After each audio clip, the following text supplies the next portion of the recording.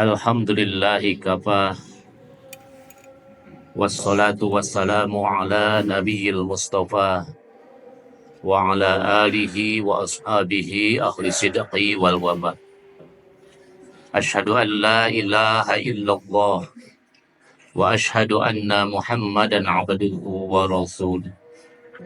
Allahumma salli ala Muhammad wa ala ali Muhammad kama sallaita ala Ibrahim wa ala ali Ibrahim fil alamina innaka Hamidum Majid.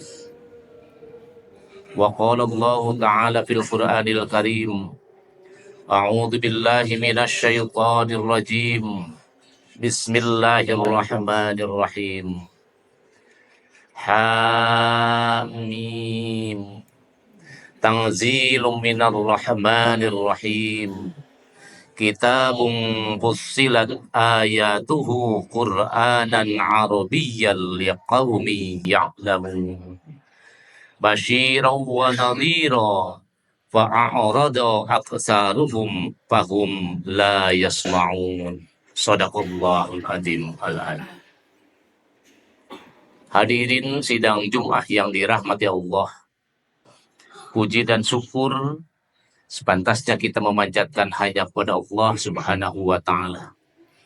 Alhamdulillah wa syukurillah, pada siang ini kita diberikan oleh Allah Subhanahu wa Ta'ala kesehatan, diberikan kemampuan, diberikan kesempatan, sehingga kita bisa memenuhi salah satu undangan Allah dalam rangka melaksanakan sholat Jumat berjamaah. Salawat dan salam semoga Allah tetap melimpahkan kepada Nabiullah Nabi Muhammad Sallallahu Alaihi Wasallam, pada keluarganya, pada sahabatnya, kepada tabi'in, sampai kepada kita semua yang insya Allah berusaha mengikuti jejak dan langkah beliau. Hadirin sidang Jumat yang dirahmati Allah, pada masa awal dakwah Rasulullah Sallallahu Alaihi Wasallam dilakukan secara sir, secara rahasia. Alhamdulillah perkembangan terjadi, dan suatu waktu para penduduk kota Mekah yang secara khusus belum memeluk agama Islam dikagetkan dengan masuk Islamnya paman Rasulullah Sallallahu Alaihi Wasallam, yaitu Sayyidina Hamzah. Oleh karena itu kegelisahan dan kepanikan terjadi di para pemuka penduduk kota Mekah, karena siapapun tahu bagaimana kapasitas Hamzah itu di kalangan mereka. Hadirin jamaah Jumat yang dirahmati Allah, oleh karena itu para tokoh Mekah berkumpul, dan apa yang harus dilakukan untuk mencegah dakwah ini supaya umat Islam tidak terus bertambah di kota Mekah. Dan itu menjadi pemikiran bersama di antara mereka, sehingga ada satu keputusan rapat di mana mereka berpendapat harus mencari orang yang mampu mengimbangi Muhammad pada waktu itu. Dan semua orang akhirnya berbincang. Maka rapat memutuskan untuk menyaingi dan mengimbangi apa yang menjadi gerakan dakwah Muhammad pada waktu itu adalah orang yang mahir dalam bersyair, orang tenun, orang yang mempunyai keahlian dalam sihir.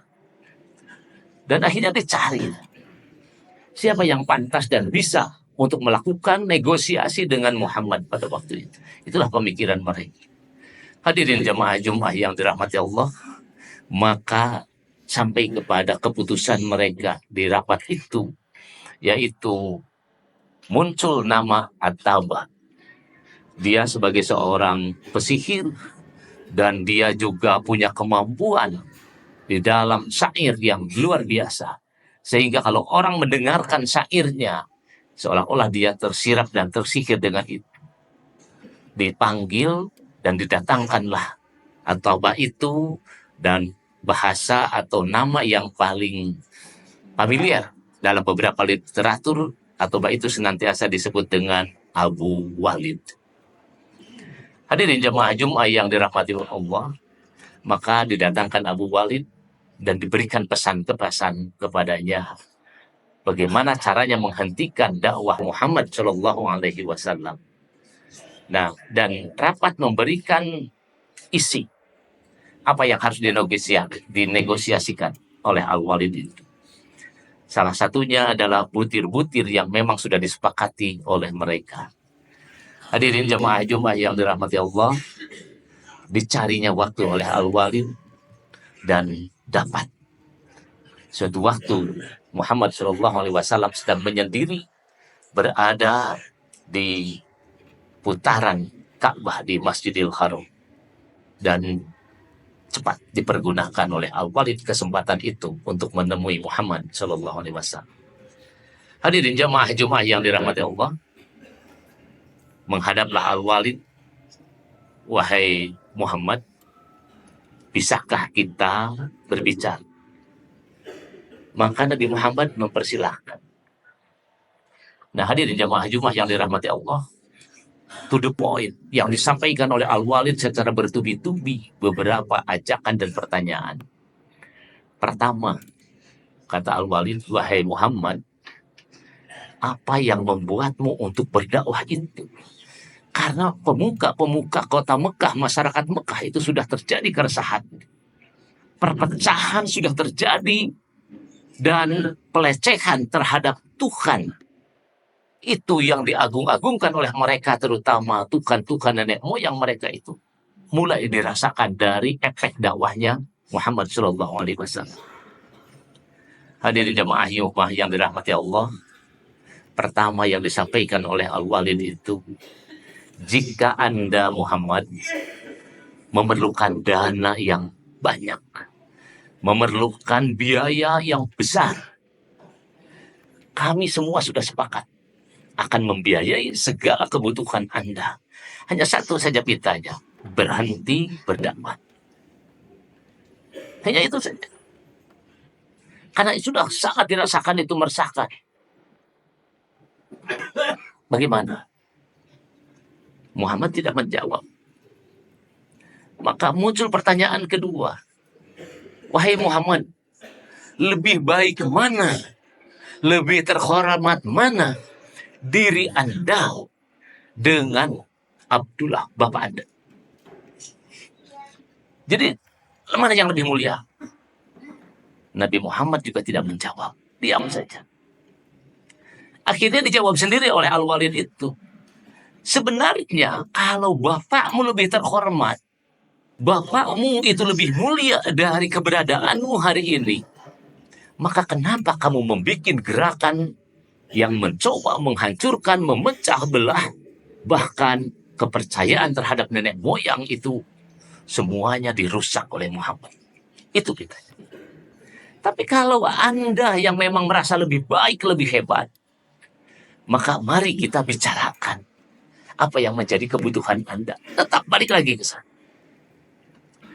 Hadirin jamaah Jumat yang dirahmati Allah, masih tidak keluar satu patah kata pun dari baginda Rasulullah Sallallahu Alaihi Wasallam.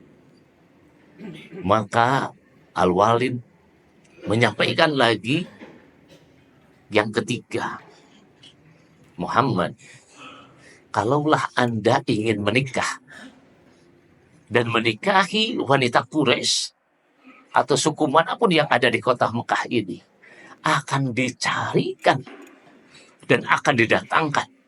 Semua biaya juga ditanggung. Hanya satu saja permintaannya, berhenti berdakwah. Masih tidak keluar kata-kata dari baginda Rasulullah Sallallahu Alaihi Wasallam. Makin penasaran Al-Walid itu. Hadirin jamaah Jumat yang dirahmati Allah, Al-Walid masih menyampaikan, Muhammad, Apakah Anda ingin menjadi tokoh, menjadi pejabat, menjadi orang yang diangkat oleh semua kalangan kafir Quraisy Mekah itu? Itu pun akan dikabulkan. Posisi itu akan dihantarkan oleh semua tokoh masyarakat. Semuanya sudah sepakat. Hanya satu lagi minta, berhentilah berdakwah. Hadirin jamaah Jumat yang dirahmati Allah. Setelah itu baru baginda Rasulullah Shallallahu Alaihi Wasallam itu bertanya, sudah selesai? Itu pertanyaannya, sudah selesai Anda bicara?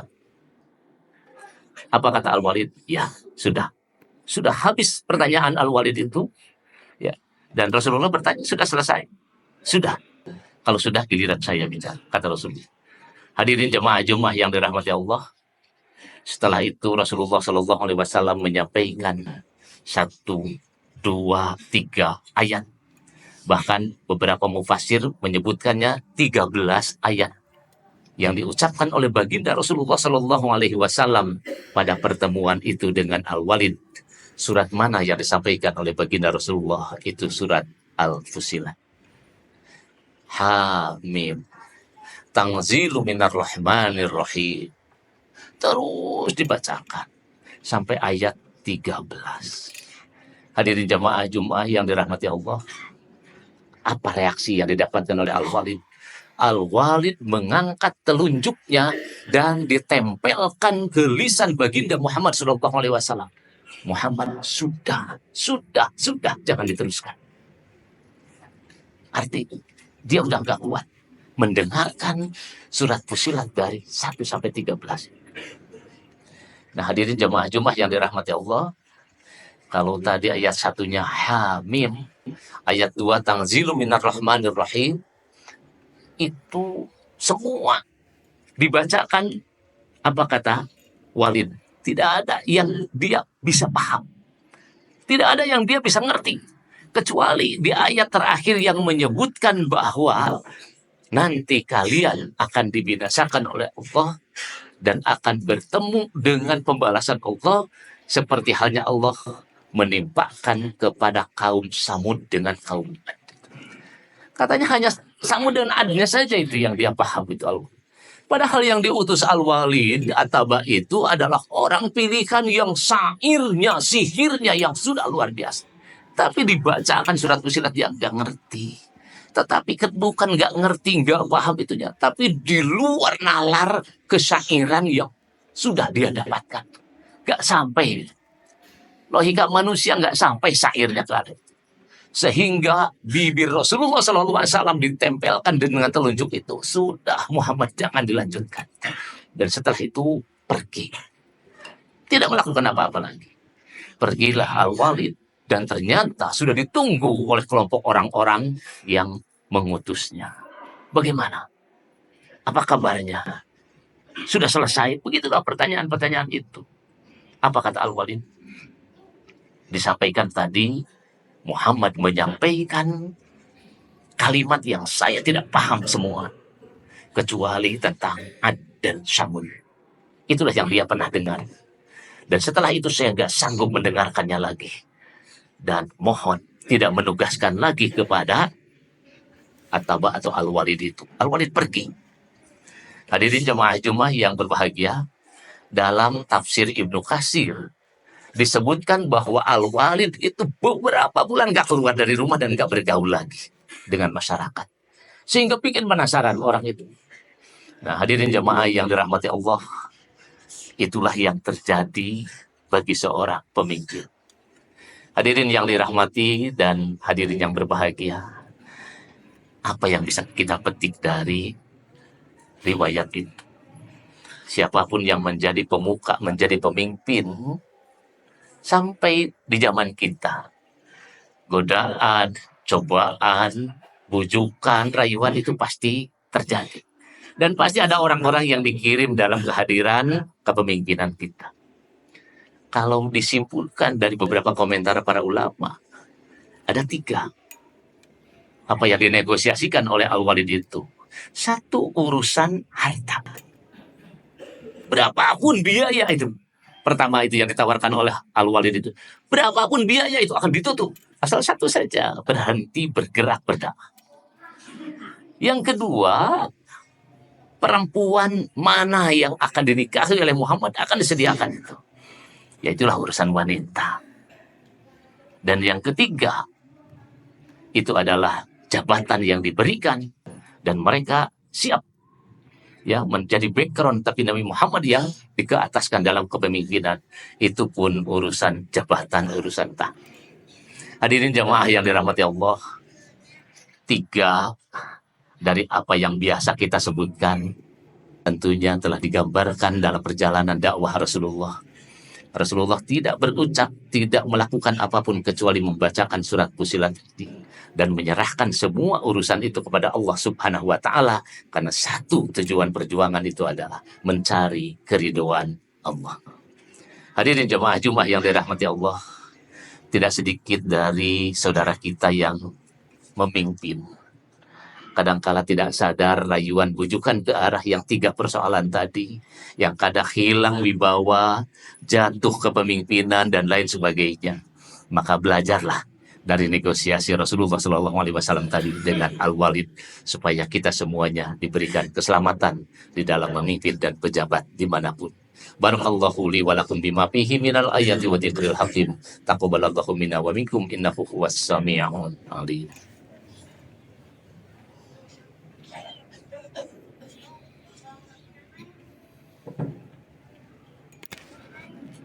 Innal hamdalillah nahmaduhu wa nasta'inuhu wa nastaghfiruh wa na'udzu billahi min shururi anfusina wa min sayyiati a'malina.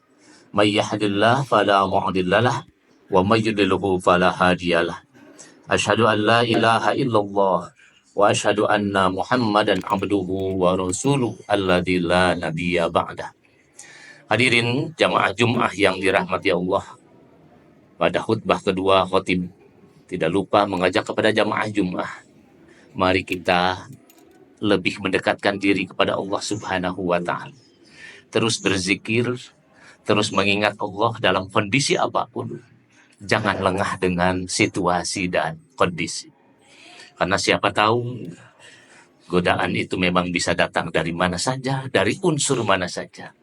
Kalau kita bercermin dari apa yang menjadi riwayat Rasulullah pada perjuangan pertama, justru mendapatkan tiga aspek itu. Perempuan ditawari, padahal jalurnya pernikahan. Apalagi kalau jalurnya tidak pernikahan.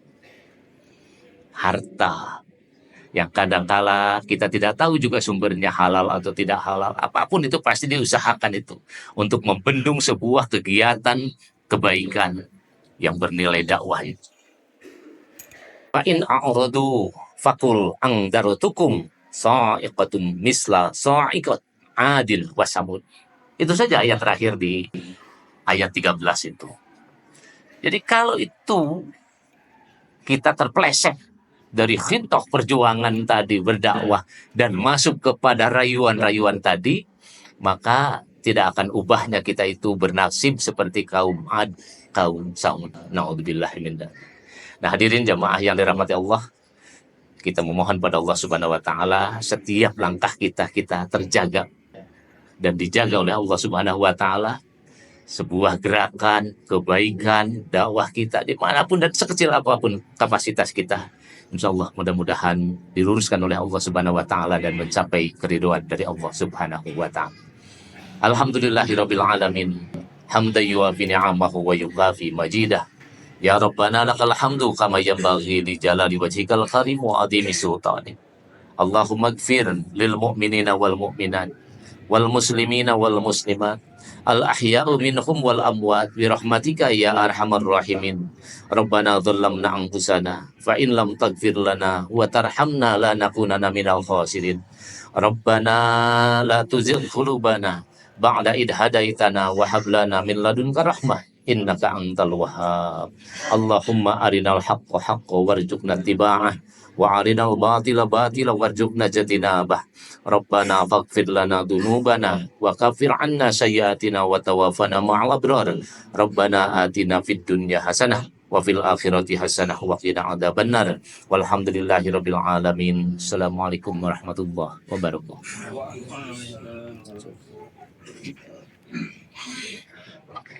الله أكبر الله أكبر أشهد أن لا إله إلا الله أشهد أن محمدا رسول الله